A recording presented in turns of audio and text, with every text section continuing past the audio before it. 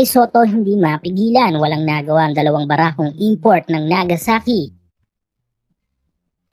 Game 2 ng Nagasaki versus Yokohama. Ito nga yung 2-weekend game series ng Japan B-League. Mula sa talo kahapon ay makabawi kaya ang team ng Yokohama o masasweep sila ng team ng Nagasaki. Opening ng first frame, tagisan ng opensa si Kaiju at Yuday Baba.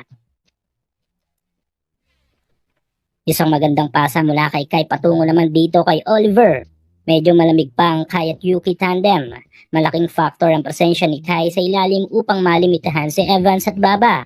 Halfway ng first period, uminit na si Kai. Inatake ang depensa ni Evans at nagbigay ng putback slam dunk sa harap ng dalawang barakong import ng Nagasaki. Dominante si Kaiju.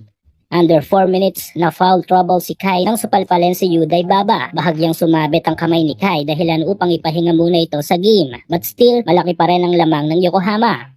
Sa mga remaining minutes ng first frame ay nakapagpahabol pa ng magandang opensa ang Yokohama sa tulong ni Oliver at Kawamura dahilan upang mapasa kamay ng Yokohama ang kalamangan sa pagtatapos ng first quarter. 30-14.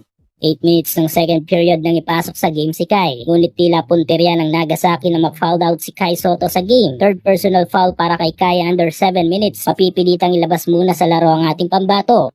Mid ng second period ay biglang boost ang opensa ng Yokohama pero ramdam pa rin ang kawalan ng presensya ni Kai Soto.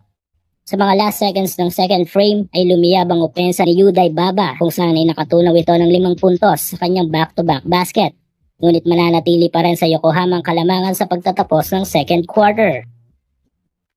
Good offense ang pagsalubong ng Nagasaki sa Yokohama sa opening ng third period. Baba sa single-digit points ang lamang ng Yokohama. Lalo pang lumakas ang opensa ng Nagasaki sa halfway ng third period. Still now Kai Soto. Down to 3 minutes nang ibalik sa laro ang ating pambato. Good impact dahil ginhawa ang opensa ng Yokohama balik sa kanilang momentum.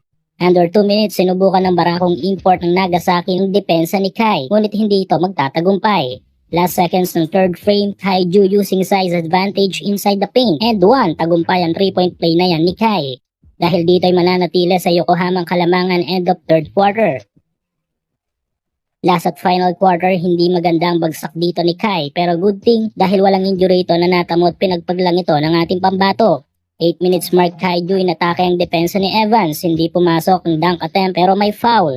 From good offense to good defense naman para kay Kaiju. Under 6 minutes nakatikim ng matinding depensa ang import ng Nagasaki kay Kai Soto, supalpal.